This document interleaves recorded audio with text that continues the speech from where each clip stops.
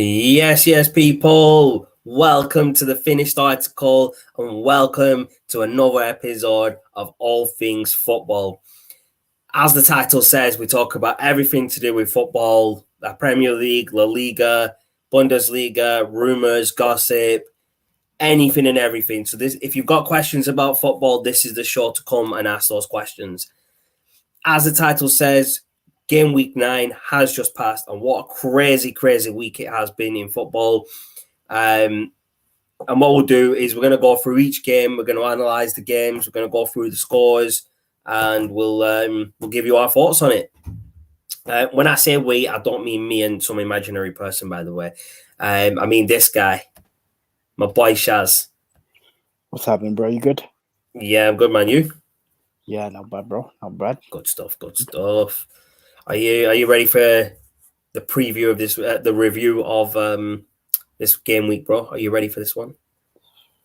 It's been a crazy week, innit, man? Some crazy scores, man. Well, we'll talk about them as we go. Of course, man. Of course. Eventful. So we'll jump straight in it, bro. We're going to start off from the first game of the week, Friday, 22nd of October. Arsenal hosting Aston Villa at the Emirates Stadium. Emirates Stadium was pretty joyful for Arsenal. They went ahead and won this 3-1 with goals from Partey, Aubameyang and Smith-Rowe, and a goal from Jacob Ramsey for Aston Villa. By the way, the goal for Aston Villa was a brilliant goal. The assist from Bailey was good as well. And Smith-Rowe's goal was good as well. I mean, I watched all the games, so I watched all the highlights of the game, sorry. Should I say? I didn't watch every single game. That will be too much to watch. No, what about you? What did you think of this game, bro? Yeah, interesting game. Arsenal, I think for me, first time this season they were actually clinical, and that's not first. That's probably the first time I've ever actually said that. So it's hard for you to say things like that about Arsenal, isn't it, bro? Sorry if you're watching. I'm giving you some props because you guys actually smashed it. But no, good game. Do you know what? That now puts Arsenal at 10th in the table after the bad start that they had. So, like I said, Arsenal are going to start climbing that table. I said this after second or third week of the Premier League. I said they're going to start climbing the table. They've gone from 20th, they've now jumped up to 10th. Now they're going to start climbing that table even more. Now, Arsenal's record right now is 3 wins and 2 draws from the last 5 games. So they're doing pretty well. They haven't had a loss in the last 5 games, which, you know, our team can't say that, Shaz. So, you know, there's not much we can really say about that, can we? Yeah, but let's leave that for a different day, bro. But like I said, though, Arsenal are going to be Arsenal in it. They're going to make things hard for themselves in it. What is Idris talking about? Idris is in the comments and he says, Ole downgrade from gold to silver. In my books now, he is silver 3. What? I don't know. I have no idea why. Is there a silver 2 or is there a silver 1? Which one's better? Silver 3, silver 1? Come on, bro. You need to be more specific with your comments, man. Some of them do get a bit confusing. From gold to silver in my books. Now he's a silver 3. I think the 3 might be a typo. He might just be saying Ollie's gone from gold standard to silver. I'm guessing that's what he means. Ollie was never gold standard to begin with in the first place, bro. Exactly. An ex-club legend, basically feel-good factor, and the honeymoon period ended after 13 games. And the board basically what they've done is, they shot themselves in the foot, didn't they? They gave him a big contract when they didn't need to. They renewed his contract this year, and now they're looking at getting rid of him. Idris, bro, you're not supposed to start this discussion today, bro. Not today. Today was. It's all right, bro. It's football, man. He can talk about anything in football, man. So Idris, I can't say that. We will get to Solskjaer. We will get to the issue with Solskjaer later on once we've gone through all the games, bro. That is a topic of discussion in this show. So if you want to hear what we think about Solskjaer and Man United, you might want to wait later in the show and catch that. But we'll move on, Shaz. We'll move on to the next game. The first game from Saturday. Chelsea at home at Stamford Bridge to Norwich. 7th heaven for Chelsea here. As Shaz says, I don't know where that banner's gone. But yeah, 7 goals from Chelsea. Goals coming from Mason Mount, hat-trick, Callum Hudson-Odoi, Reece James, Ben Chilwell, and there was an own goal from Aarons. And also Norwich had Ben Gibson sent off in the 65th minute, but by then it was already 7-0. Well, no, sorry. It was 5-0 at that point, so I don't think he could have done much, even if he stayed on. No, I mean, this was just a clinical performance from Chelsea. They literally dominated from start to finish. Yeah. And Norwich are effectively the whipping boys of the Premier League, like the yo-yo club, Wow. as we like to call them. Yeah, Shaz's favourite yo-yo club. Coming up, they keep going down. So Shaz put this perfectly last time we spoke about Norwich. They're a good Championship club, but they're not a good Premier League club, which is why they go from Championship, Premiership, Championship, Premiership. But there's an advantage of that because they always get parachute payments when they leave the Premier League to go to Championship. When they get relegated, they get a parachute payment, and then when they come from the Championship to the Premier League, they get more money as well. So, in a sense, they're making quite a lot of money by getting relegated and coming back up. Do you know what it is? If they actually invested in their squad, they would be fine. But the problem is what they're doing is trying to maintain a structure that helps them keep them going. And the problem with that is they're always going to take hits. Just going to bring up this comment. What's it say? Darren says, sorry about all things talked earlier. Don't worry about it, Darren. It's all good. We can always get you on the next episode. Absolutely, that's all good. Mate, absolutely. What have we got here from Idris? Everyone said Mason Mount is a Chelsea problem. And Mason Mount turned around and said, and I took that personally and scored a hat-trick. So, you can always put people down, but it's how they react and come back that defines who they are. Oh, no doubt. That's all I'm going to say. And Darren says, parachute payments stop in 2 seasons. Yeah. So if they go down to the Championship for 1 season and they come back to the Premier League the second season, they get the parachute payment for the 2 seasons plus the payment to come back into the Premier League. So essentially they're getting 3 payments in 2 seasons. So it is. So what I mean by that, Shaz, is I know you had a bit of a confused look on your face. So the first season they're in the Championship, they get the parachute payment. Yeah, okay. Right. So let's say they win that season. Yeah, I got that. Yeah, okay. The second season, instead of being in the Championship, they're in the Premier League, but the parachute payments is for 2 seasons. So whilst they're in the Premier League, they still have that second parachute payment, plus they get all the money for coming back into the Premier League as well. So that's what I mean, 3 payments in 2 seasons. So, Norwich might be the yo-yo club, but they're making a lot of money doing it. It's a very expensive yo-yo, that's all I'm saying. Basically what they're doing is they're rinsing the Premier League. They're like bank robbers. They keep coming back and come back for more. That's it. They just keep coming back for more money, innit? They just keep doing it, bro. But yeah, Chelsea dominated. Nothing 100%. more to say than a clinical performance by them on the day. Yeah, no, definitely. I mean, like I said, I've said this to other people. This is Chelsea's title to lose now. Yeah.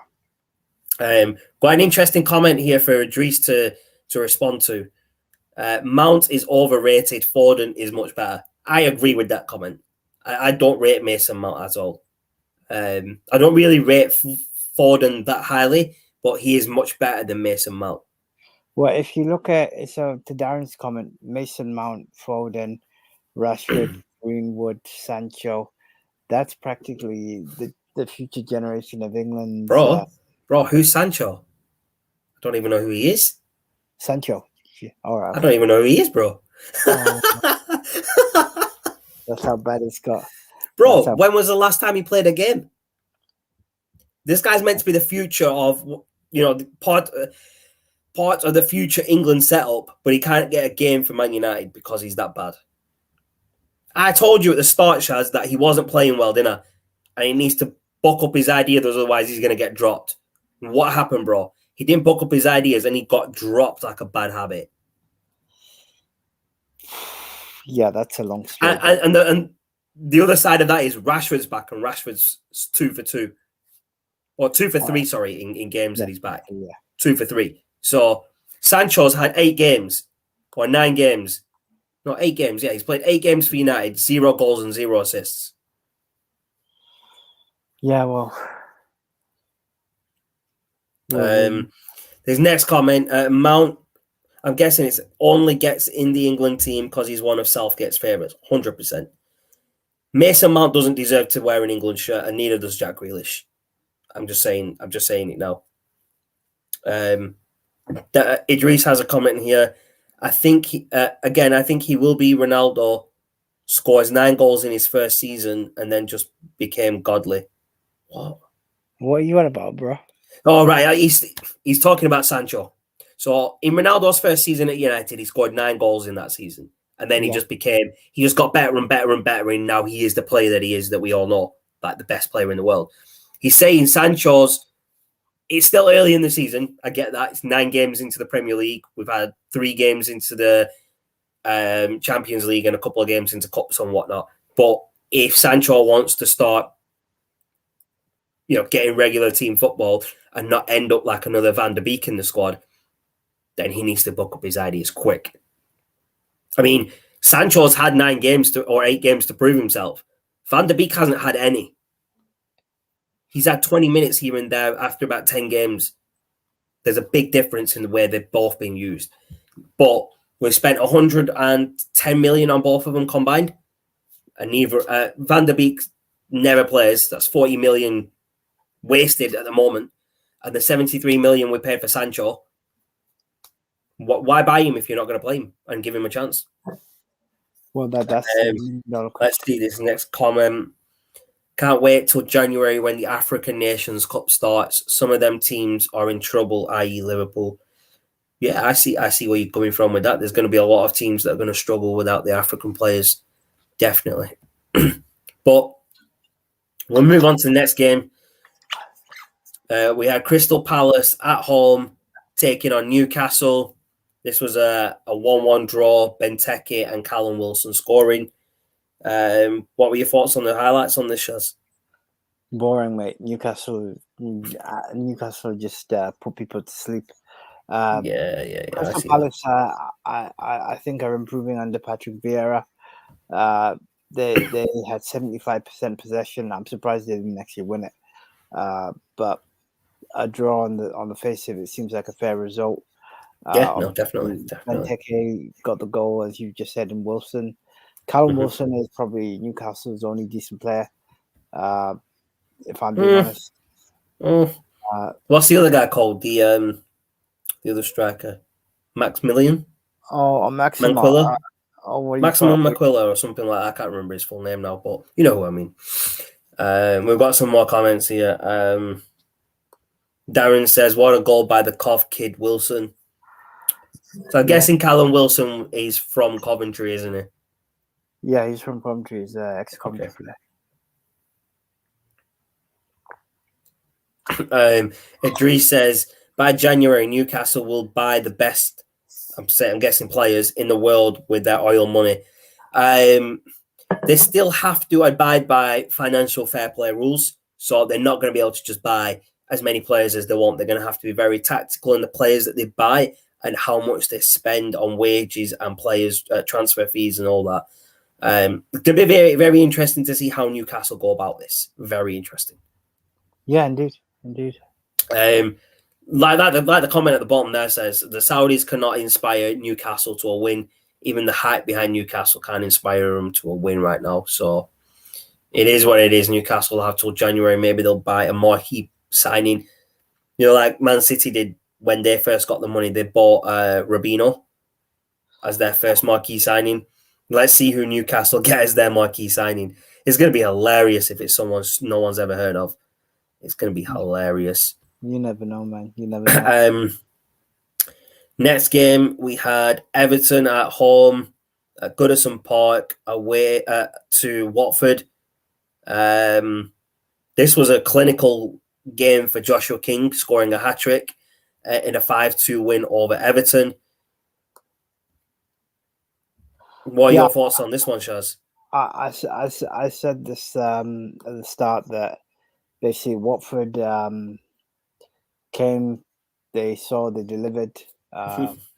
and this was basically just weeks of frustration, poor results, and they managed to pull one out of the bag. They actually destroyed Everton. I'm not gonna lie.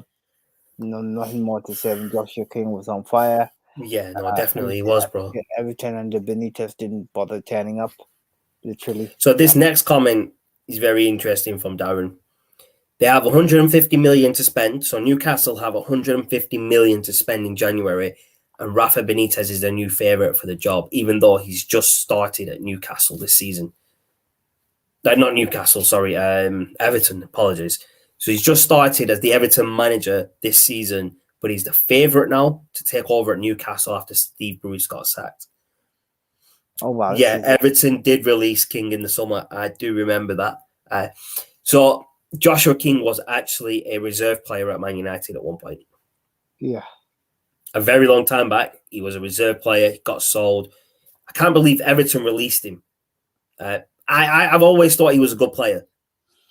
I just didn't think he was a good enough player to play at Man United. I thought he was a good player for maybe the mid-table teams like Everton and Newcastle and teams like that. And he is. I mean, look, he's just scored a hat-trick against Everton for Watford. So, I mean, he used to play for Bournemouth, so he did. had He did. a good run there before moving back to the Premier League. But yeah, no good to see him do well. Yeah, man. I mean, there's not really much else to say. Everton just didn't turn up. No. That's all I can say about that game, man. We'll move on, Shaz. We'll move on. Leeds at home, Elland Road to Wolves, and this ended a 1-1 draw. It was 1-0 to Wolves all the way to the 94th minute, where Leeds got a penalty, and Rodrigo scored that penalty. So there wasn't really much in this game. I'm not really surprised it was a draw. No, it was just a dollar fight between two mid-table teams. Yeah, exactly, bro. Exactly. Anywhere. Leeds are struggling a bit more this season compared to last season. They are indeed.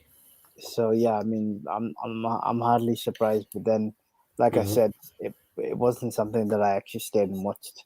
No, I don't even think I watched the highlights for that game. To be fair, I'm not gonna lie. No. Move on, bro. We'll move on to the next game. Southampton at home at St. Mary's to Burnley. I saw the goals from Maxwell Cornet for Burnley. Good goals. I think it was just, it's just one of them games that you could have gone either way. It was 2-2 at the end. Southampton went behind. Burnley scored first. Southampton scored just before the break. Then Southampton scored again just after the break. But then Cornet scored again for Burnley about 7 minutes after, and they're out. Yeah. So, I mean, it was a bit of a back and forth game. And so one of the teams could have snapped it up at the end if they put a bit more pressure on for the third goal. But I just don't think they wanted to commit too many men forward and give the other team the opportunity to hit them on the counter and score. So, over to you, bro. Over to you. This game for me is typical Burnley. So Burnley are known for to fight it out for results. They aren't spectacular, but they seem to grind out results, which is not a bad trait to have. Southampton, on the other hand, are a bit hit and miss. So sometimes they blow hot, sometimes they're cold. You never know which Southampton's going to turn up. I mean, especially when you've got players like Theo Walcott in your side. You'd expect them to be a bit better, and I'll be honest, I think they'd be disappointed with a draw at home to Burnley. But yeah. Yeah, no, definitely. I mean, at one point, Theo Walcott was tipped to be the next best British player in the world. And then he just went to Arsenal and just dropped off the radar. And I'm not blaming Arsenal for that. It was just when he was at Arsenal, he just dropped off the radar after a season or two. He had a really good season or two at Arsenal and then just fell off the radar, innit? Yeah, that's true. So it's a bit crazy, to be fair. I always thought he was a good player. He always had the potential. He just never hit his full potential, I don't think. unless that season that he had that was a really good season for him at Arsenal was his peak. I'm guessing maybe he doesn't have anything more left in him than that. No, it's just a passenger, mate. Darren says, doesn't everyone at Arsenal? Oh, you're not wrong, mate. Like I said, I'm not trying to blame Arsenal for it. I'm just saying in it, he was at Arsenal when it happened, so might be a coincidence, might not be. Do you know what I mean?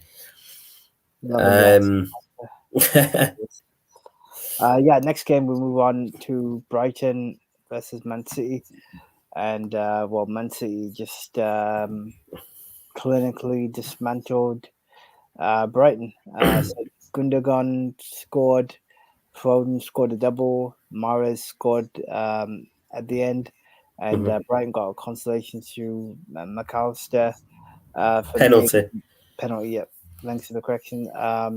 Man City dominated. Look who's on the assist list for Man City. The £100 million golden boy, Jack Grealish. Oh, yeah. They're not going to play anyway. So, but yeah, clinical display by Man City. But yeah, let's be honest, this was hardly unexpected. This was a game they were expected to win. But yeah.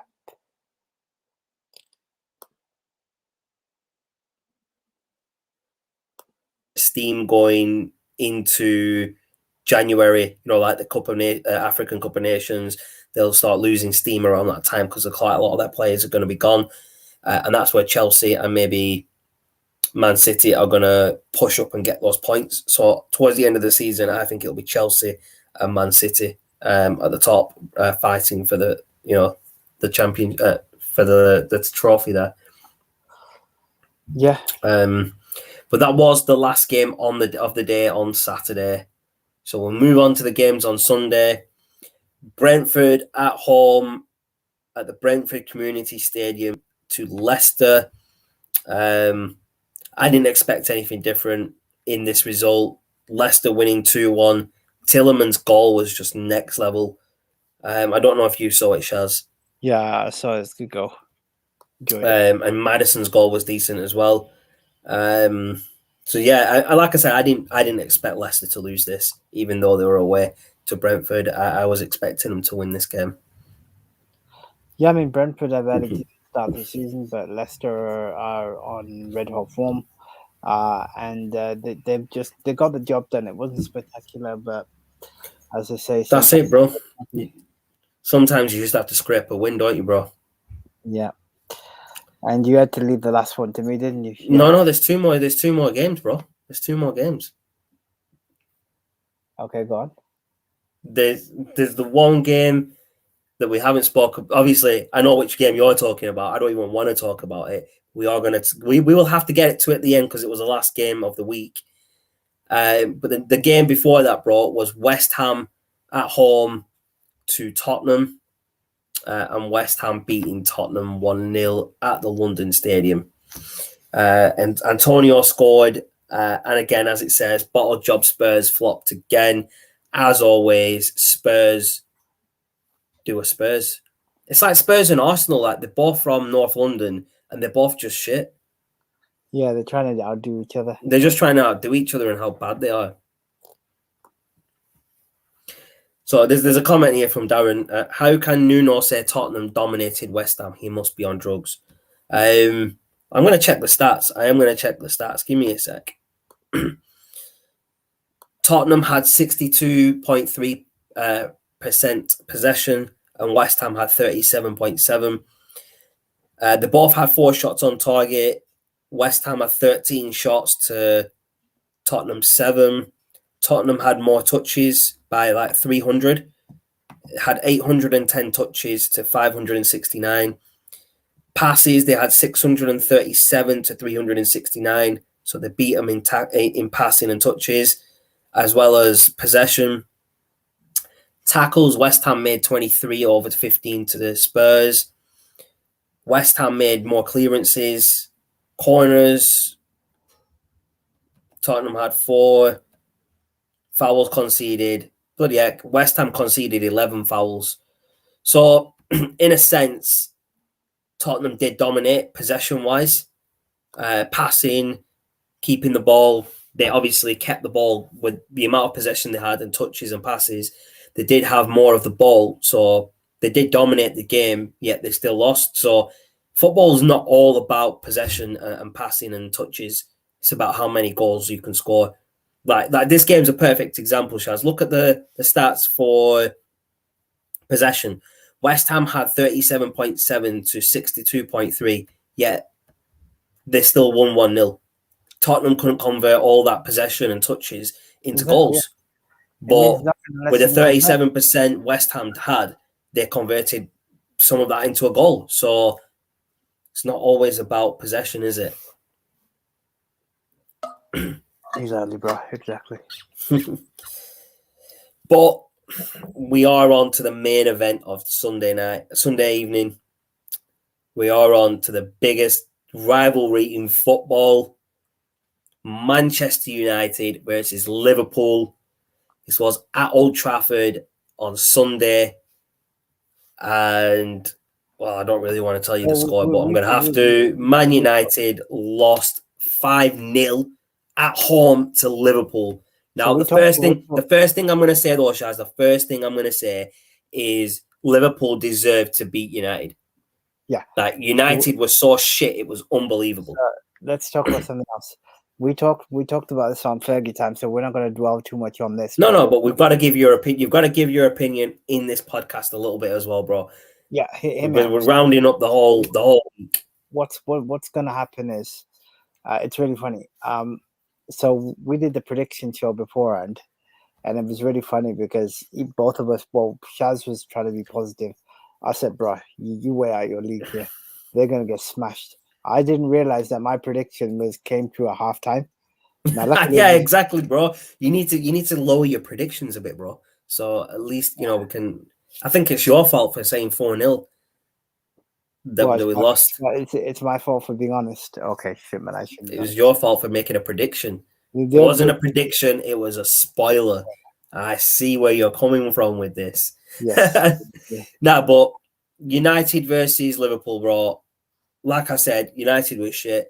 They deserve to lose. They deserve to be embarrassed with the way they played.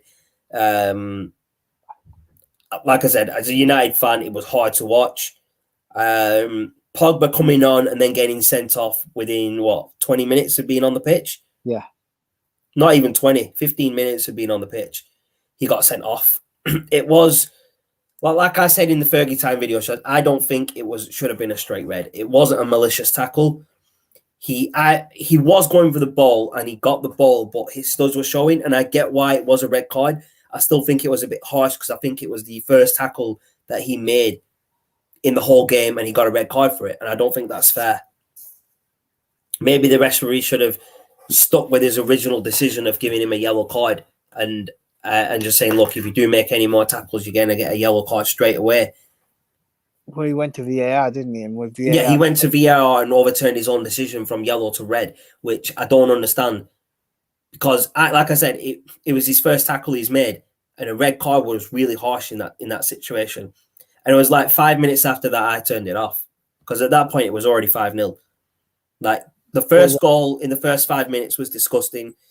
Jota's goal was just bad defending. Mo Salah's 3 goals was just... I mean, Henderson even freaking assisted one of them. That's how bad this shit got, bro. Henderson assisted the last goal. I tagged you in the tweet earlier, remember, right? You did, bro. Exactly. That's what I said. So, exactly. Henderson. And how embarrassing is it that not only did Liverpool win, but Mo Salah scored a hat-trick against United at Old Trafford?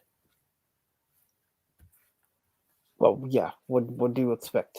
So Darren's just popped up a comment here. Keita, Salah, Mane, and Matip all leaving for African Nations Cup. Exactly. So that's four of their top players there, especially Salah, who people are now saying is the best player in the world because of 9 games into the Premier League, is now the best player in the world. Behave yourselves. Don't get me wrong, he is a brilliant player. He's on form. He's untouchable right now. He's on fire. He's scoring goals like left, right, and centre, but it doesn't mean he's the best player in the world. Your thoughts on this game, Shaz? Just briefly. You don't have to go into like a full analysis like we did on Fergie time. Well, I said it the other day. It was just a shit performance. Didn't turn up, and Gary Neville was right. Gary Neville was a hypocrite, though. Gary Neville is such a hypocrite, bro. He turned around and said that we need to get rid of Solskjaer, right? Yeah. But now he's in the news supporting Solskjaer along with the board, saying that we can keep him.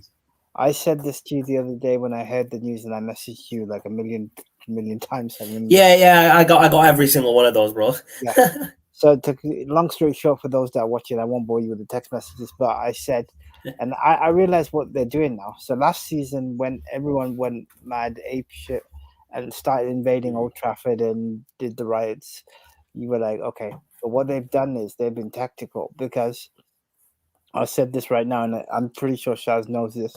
Ollie only has 3 games right now to save his. Yeah.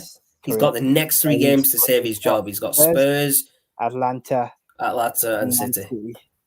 So the first 2 are away. So we're away to Tottenham, then we're away to Atlanta, and then we're at home to City. Yeah. And those are 3 games he has to save his job. I mean, yeah, I gotta say this. Nothing against the man, Ollie. Manager is fine. Like the one problem I have, right, is Fergie. Now, hear me out, right? I don't have a problem with Fergie himself.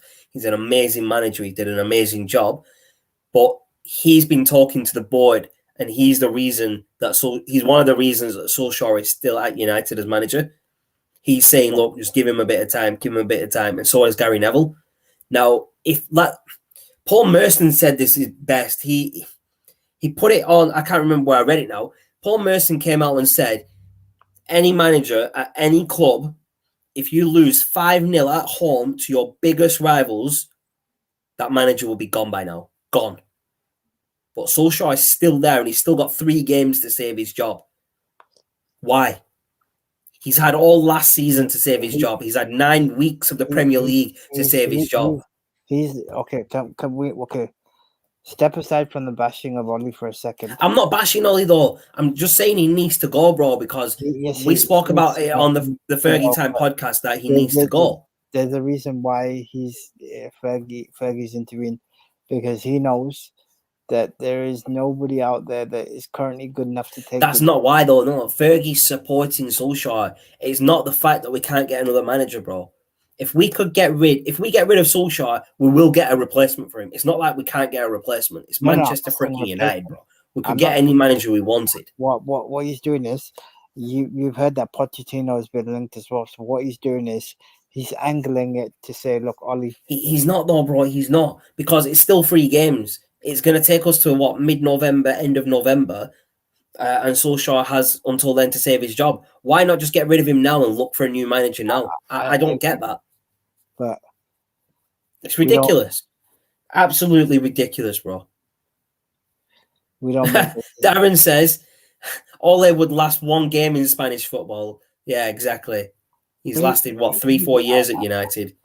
We said this at the start when Reece brought the comment up, so let me revisit that for you guys.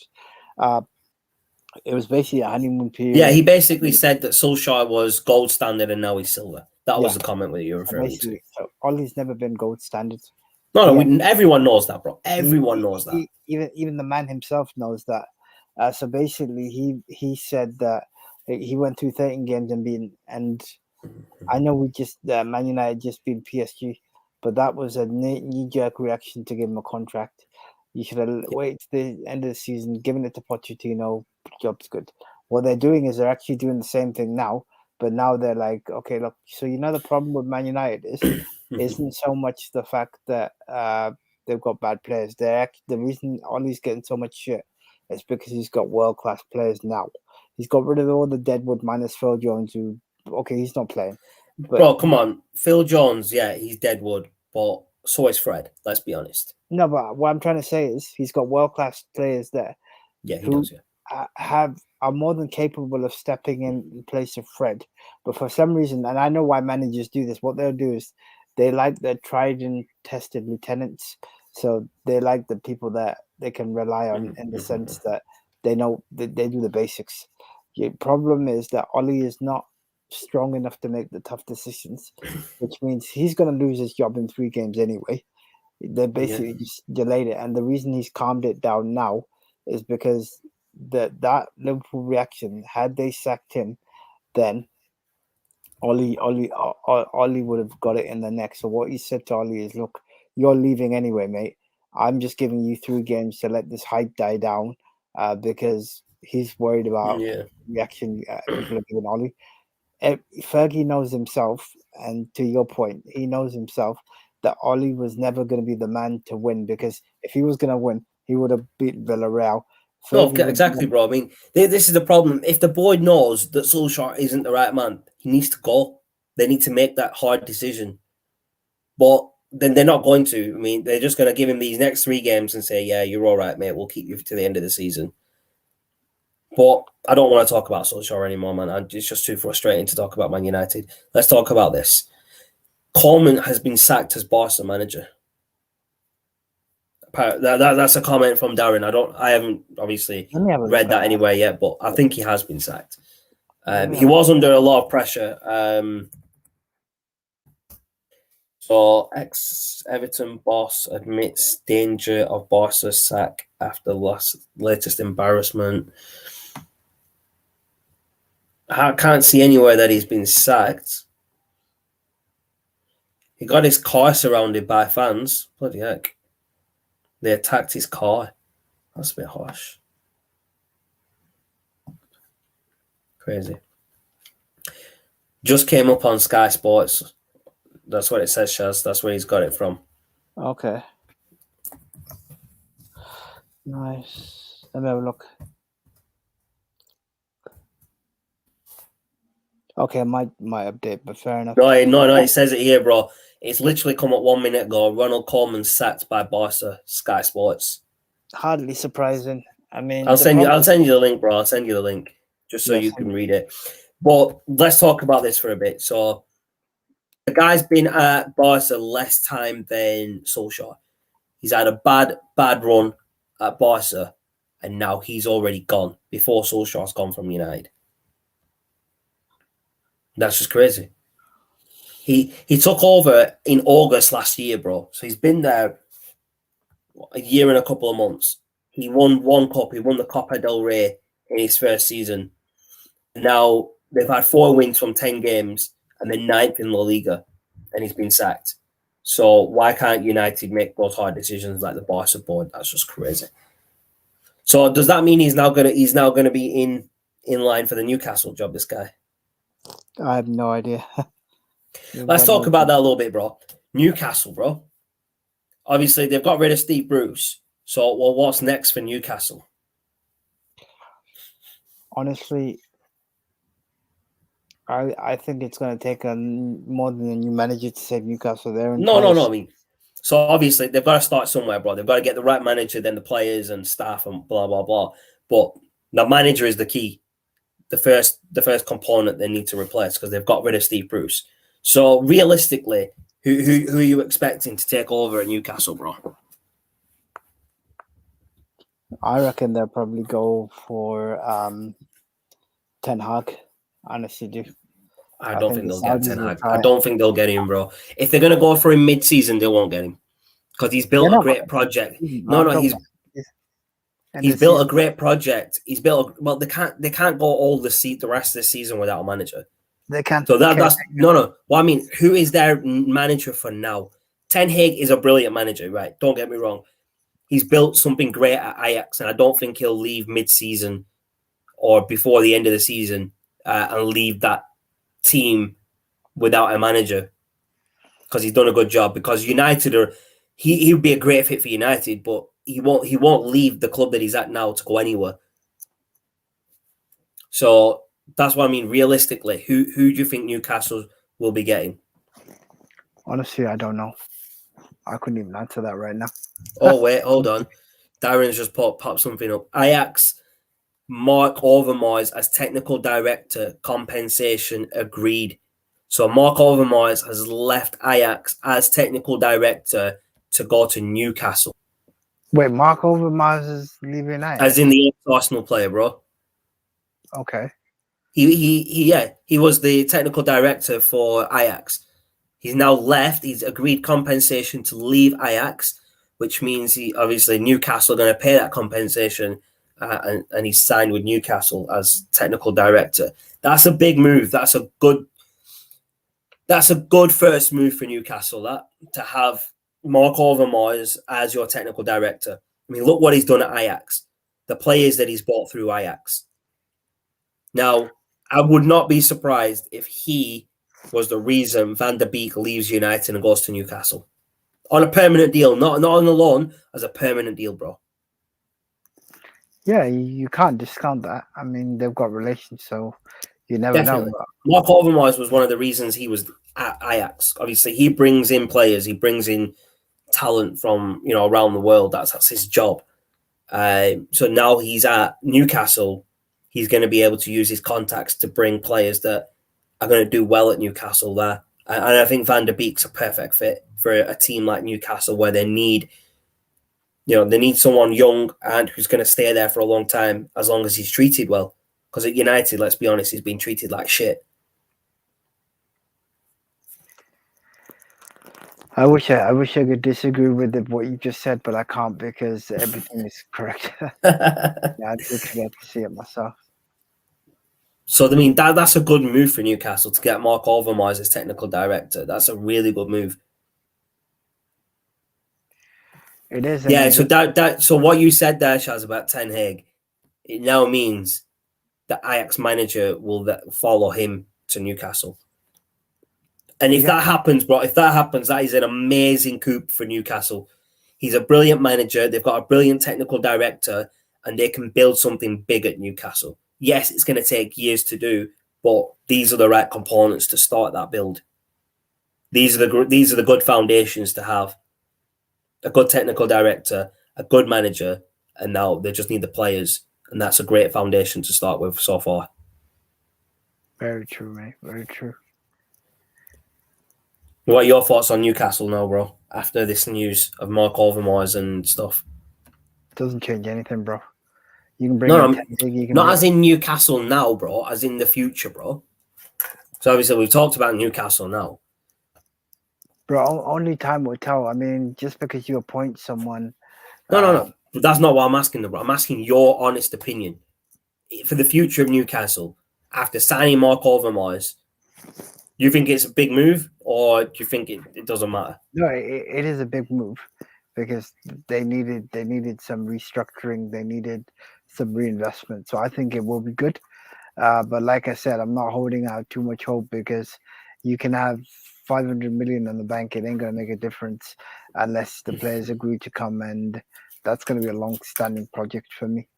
100%. It is a big project. Just they can't just expect to be taken over by billionaires and then start getting all these top players of the world, especially when they've got no Champions League football, no European football at all, and they're finishing mid-table all the time. Very true, bro. Very true. So all it'll take is a couple of good players though to come, which will spark other big players to start coming over. So I mean, that's what happened at City. They signed Robinho, and then they started getting all these other players coming in. Yeah, I think they'll go. This next comment makes sense. Newcastle need a manager at the moment just to keep them up. They do, because Steve Bruce is gone and he was useless anyway. So they need a manager who's going to keep them in the Premier League. So what they don't want now is after being taken over by billionaires, is get relegated to the Championship, because they're not going to get any players that way. Right. Yeah, that's actually very true. So they need to stay. The first thing that they need to do is keep themselves in the Premier League, and then look to start rebuilding next season. January, make a marquee signing. If they can, make maybe 2. Those 2 players will have to help keep them in the Premier League to then start building for the future of that club going forward with the money and the new players and the new training ground and all that stuff. No doubt, bro. No doubt. Right, so give me a sec.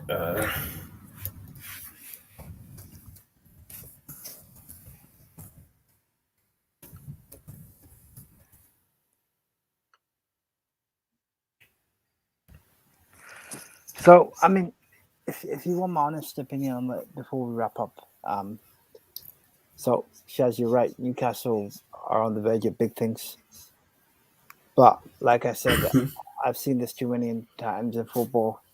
You saw it with Spurs, ball jobs. They got rid of Bear and had to reinvest. It failed to reinvest 80 million. They failed to reinvest that 80, 90 million in some players that they could have done well with. That's true, and they struggled. I mean, they still haven't managed to reinvest it either. Yeah, I mean this comment says it perfectly from Darren. Can't see a big name player coming in for a couple of seasons. They need players with heart and passion to keep them up. Yeah, exactly. That's what I mean. When I see marquee signings, I don't mean like big players. They need people that maybe you've heard of that can do well with passion and keep the club up and then start driving them forward. Money only brings success if you invest it in the right areas. So, so for example, it's like fantasy football league. You try play the game, and you try and find combinations. It's like same with Man United. They're a team of individuals, not an actual team that know how to play the game properly. So if they were a team, you would find a system that works, but they can't even do that right now. That's how. Yeah, no, you bang on with that. They are playing as individuals. They're not playing as a team at United, and that's why they're not playing that well. From my understanding, there was a bit of an altercation between Harry Maguire and Luke Shaw at Carrington. They got into a physical fight because Luke Shaw kept calling Harry Maguire Fridge. I found it quite hilarious because I'm sure that's his nickname. He's not going to take it personally, but the problem is there's so much tension right now that if you say one thing, it's going to send the other person on edge. That's how bad it's got there. Yeah, but the problem is they shouldn't be taking it out on each other. Well, because they need to show unity. They need to show that they're a club, and they need to show that they're good. Unity only comes from the fact that they need to have a hard look in the mirror and say, "Look." That's what I mean. They need to stick together, especially through bad times. They need to stick together as a team. Yeah, there shouldn't be any public rantings, but they need to sort their shit out and get back on track because otherwise it's just going to derail further and further. Exactly, bro. Exactly. Idris, why is your uncle happy? You just posted a comment saying my uncle is happy. I have no idea what you're referring to. That's just such a random comment to post. I'm glad he's happy. I'm glad he's happy and not sad and depressed. But why is he happy, bro? Oh man. You know what I mean? That's just a crazy comment to put, Idris, that your uncle's happy. I don't understand. Look, it's just like he is a fan of Barca and Coleman is sacked. It just happened. I saw it on ESPN. Yeah, we just literally spoke about it. Can answer a quick trade question for me. Of course, KTC Bull. Ask away. Ask away. We'll answer as many questions as we can. We've got a comment from Darren. Fair play to Stretford end. They didn't stop singing all second half. 100%. I absolutely love the Stretford end. Me and Shaz spoke about this when we were at the Villarreal game at Old Trafford. They just don't stop. Regardless of the score, regardless of what's happening, even through half-time, even through the breaks, they just constantly sing. And that must be really good for the fans, for the players to see that. Even though they're losing 5-0, this group of fans are still behind us. They're still trying to show their support. Yeah, that's true. They're quite passionate. Question for you, Shaz, right? If me and you were at that game and it was half time and it was 4-0, would you have left and gone home? Walked out. Like you would have walked out at half time, wouldn't you? With the rest of the people. 100% you would have. Yeah. You would have been waiting for me at the car because I wouldn't have left. Yeah, you carry on, bro. You carry on watching that. I would have stayed until the end and I would have clapped at least the United fans as they finished, bro, because to finish, even though they got beat so bad, bro, even though they got beat so bad in the first half, they still came back for the second half. So you've got to give them that, bro. I'm giving them shit, bro. Bro, this is the problem. This is the problem, bro. This is the problem, bro. This is the problem. Bro, yes, they played. Okay. Hold on, bro. Yes, they played bad, right? I get that. I get that they played really bad, right? But you still need to You still need to, as the saying goes, win, lose, or draw, or win or lose, you need to support your team. No, yes, they lost and they lost bad, but you need to still support them. I agree, support them. I am full in agreement. But in life, they're winners and they're losers. People who play like that, I ain't got time for. I'm bouncing. Unless they play for the badge, I got time for it, bro. That first half, bro. But that's so the thing, bad. bro. Yes, it was a bad game. It was a bad performance. Don't get me wrong, but you still need to stay there and show your support. You can't just walk out mid-game because that's look at Darren. I can see Darren's comment. I've just read that. But walking out of a game like the United game at halftime, you could see like half the stadium had near enough walked out of the United stands, right? Yeah. And that shows the team. Yes, the fans aren't happy, but it also puts more pressure on them. Bro, let me explain something. I want to answer your analogy with one thing. People who are successful don't give a shit. They walk out. There's a reason why I'm where I am, because I don't give a shit about anything. You got to understand, these players, if I tell you what, if you said that and Roy Keane was there, Roy Keane would be knocking some sense into these players. No, not a chance. Not a chance, bro. Not a chance. Roy Keane won't walk out of a game. Roy Keane, I'm not talking about him walking out of a game. I'm saying he would be knocking some sense into these guys and say, "There's no." No, I know, I get that, but that's not what I'm talking about, bro. I'm talking about the fact that the fans walked out on United. Well, that's basically turning your back on your team. You can't just be with United through the good times and then forget about them through the bad times. No one's been there. Yeah. Trust me, let me explain. As a Cobb fan, I've seen us go through relegated to League Two to climb back to the Championship. No, I'm not talking about you specifically, bro. I'm talking about the fans that left the arena. I know you support Cobb and they were in League Two, the League One, now they're in the Championship. But what I'm talking about is the fans that are turning their back on the club because of bad performances. But you have to understand we're 9 weeks into the Premier League.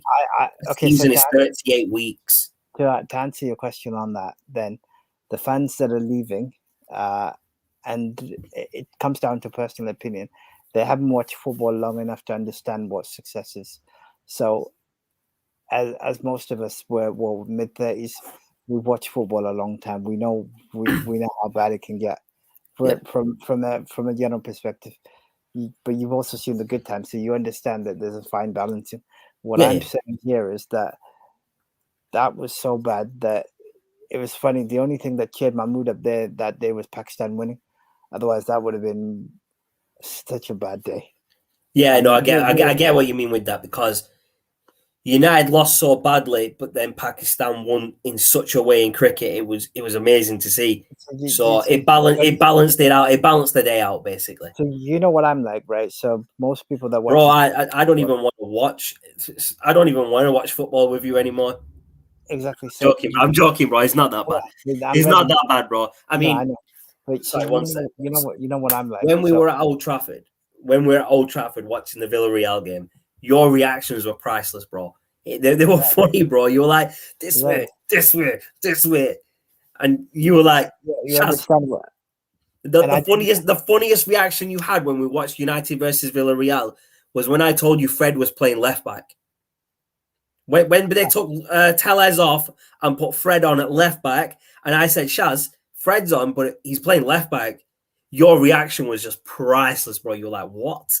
I mean, what are you even talking about, Shaz?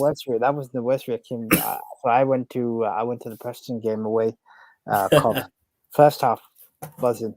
Second half, I was literally just screaming and shouting.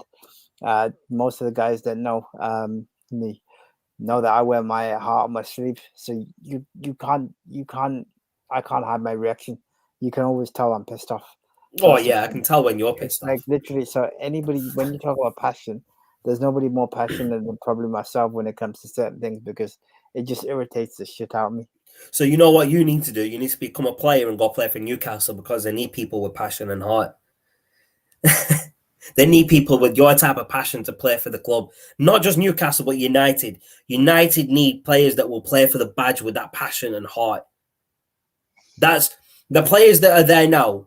To me, so it seems like some of them are there just for a bit of money. Like, I love Pogba, right? I think he's a brilliant player when he wants to be. And that's the problem, is when he wants to be. He wants to be. Yeah. He's not consistently at that level. Yeah, Shaz, why don't you apply for the United job?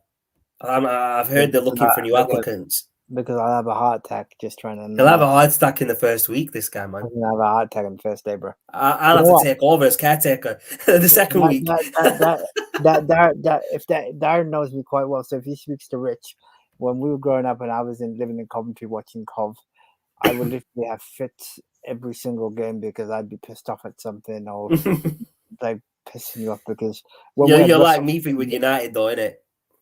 Huh? That's how I am with United. I'm always pissed off and frustrated at United. Yeah, exactly. So the same. So it's just like that. So it means we're passionate about the sport, but the problem is sometimes the sport makes you realize that just you know what, you give it all, and sometimes you just want to run on the pitch and get the ball and do the job yourself. Yeah, exactly.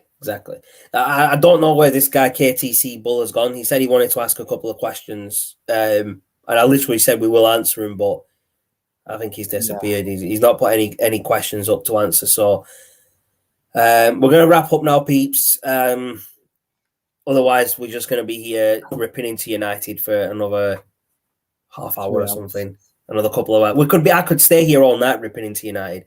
I just don't want to because it's not very. It's just going to frustrate me, and I'll probably end up ripping my hair out or something.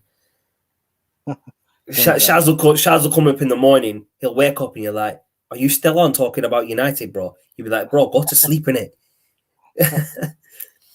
But yeah, I do appreciate everyone tuning in. I appreciate Darren, KTC Bull, Idris, and everybody else in the comments. I appreciate the love and support. If you haven't already, please subscribe to the YouTube channel. It doesn't take that long. It takes one click and you're subscribed, which means you'll get notifications when we go live, as long as you hit the bell notification. If you want to come on the show as a guest on any of the shows that we have, the email address is below. Drop us an email. Let us know a bit about you, which show you want to get on and what you want to talk about, and we'll work something out with you. And please follow us all over on social media. We're on Twitter. We're on Facebook. The details are below. I've just noticed that I spelled Twitter wrong because I can't type properly. That's my fault. There we go. The Twitter and Facebook are below. So please follow us across social media and we'll get back to you as soon as we can. We do have one comment just popped up from Darren. I appreciate that, Darren. Appreciate you saying that. Appreciate the love and support as always. But we will be back tomorrow with an episode of All Things Wrestling. I believe it is, Shaz. Is that right? Correct. Yep. So there's a lot to talk about on the wrestling side. There's AEW, there's WWE, there's Impact Wrestling, and there's some interesting news that's come out today about Ring of Honor that I want to talk about.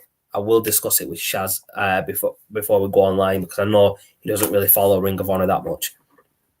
But again, thanks everyone for tuning in, and we'll see you in the next episode. Take it easy, guys. Have a good evening.